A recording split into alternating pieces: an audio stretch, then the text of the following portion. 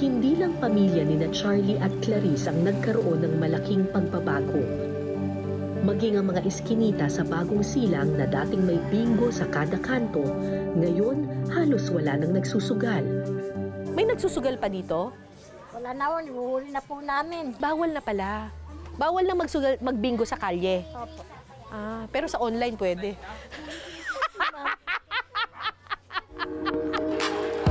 Malinis man sa sugal ang mga lansangan, lumipat lang pala ito sa loob ng tahanan.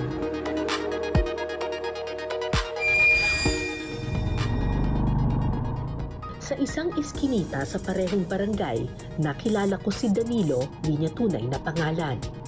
Isang delivery rider. Paano niyo po na-discover yung online gambling? Sa sa may Facebook, mga ganun. Lumalabas kasi din sa mga ads. Sinusubukan kong i-install ko kasi parang okay naman kasi may iba nananalo.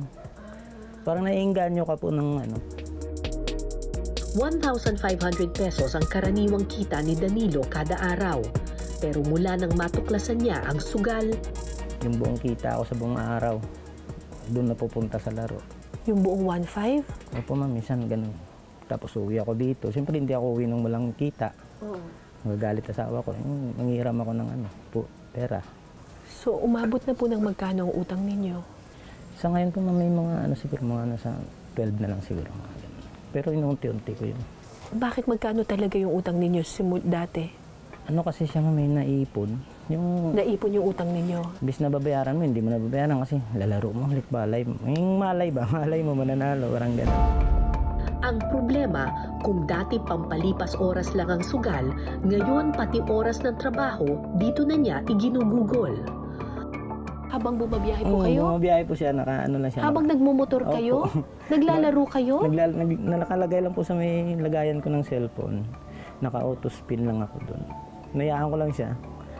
Kahit na nagmumotor kayo, delikado po yun, kuya? Opo, may time ko na gano'n na muntik-muntik ka ng mga bangga. Minsan ma'am, napapanaginipan ako. Tutulog nga ako, nanaginip ako, naglalaro ako, nanalo ako. Tapos pagising ko, hinanap ko yung cellphone ko, wala naman pala. Napapanaginipan nyo na po? Opo. Naginip ko sa sobrang tagal ng laro mo. Maabot ka ng mga kahit sabihin mo mga 5 hours na naglalaro ka dyan. Ayon sa mga pag-aaral, karaniwang dahilan ng pagsusugal ang kagustuhang kumita ng pera at manalo. Pero ang di nila alam, mas madalas kang talo rito.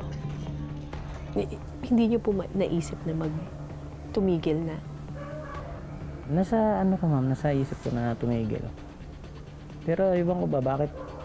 Parang talaga hindi mo siya tawag dito, parang hindi mo siya maiwasan. Hindi pa pwedeng i-uninstall mo na lang yung mga Yun nga ma'am, nangyari din na in-uninstall ko na lahat kasi gusto niyo na magbagong buhay. Bad trip na ako sa sarili ko kasi wala nang nangyari. Oo. Doon lang din ang punta ng kita mo. So uninstall ko siya lahat. Oo. Pero pag ako naman mag-isa, mabalik naman sa utak ko. Kasi may mga sila may mga rebates. Kahit na wala kang puhunan, minsan, nakakapaglaro ka doon. Kasi meron silang binibigay doon na mga libre. Mahirap din daw i-uninstall ang lahat dahil lumalabas ang online gambling sa mga apps na ginagamit din niya sa trabaho. Yung ang problema mo nga doon pag in-uninstall mo yung payment na yon, payment apps na yon, doon lang din pumapasok kasi ang mga income namin. Bawa galing sa kay ganito sa rider, papasok doon. Lilipat ko yun sa payment. So hindi mo apps. ma-uninstall? Hindi siya ma-uninstall. This hearing is convened pursuant to the various Senate bills, resolutions, and privileged speeches. Nitong Agosto, iniutos ng Bangko Sentral ng Pilipinas na tanggalin ang mga link ng online gambling sites sa lahat ng electronic wallets. We confirm po na nagkaroon po ng effect. Based po ito sa income for the 2 weeks after the delinking. So nakaranas po ng around 40 to 50% decline in the income po after po nung delinking from the payment platforms. Paano mo nga ba tatakasan ng tukso kung araw-araw mong kaharap ito? Hindi mo na kailangan lumabas ng bahay mo. Hindi mo na kailangang maghanap ng kalaro. Maraming salamat sa pagtutok ninyo sa Eyewitness mga kapuso. Anong masasabi ninyo sa dokumentaryong ito? I-comment nyo na yan. Tapos mag-subscribe na rin kayo sa GMA Public Affairs YouTube channel.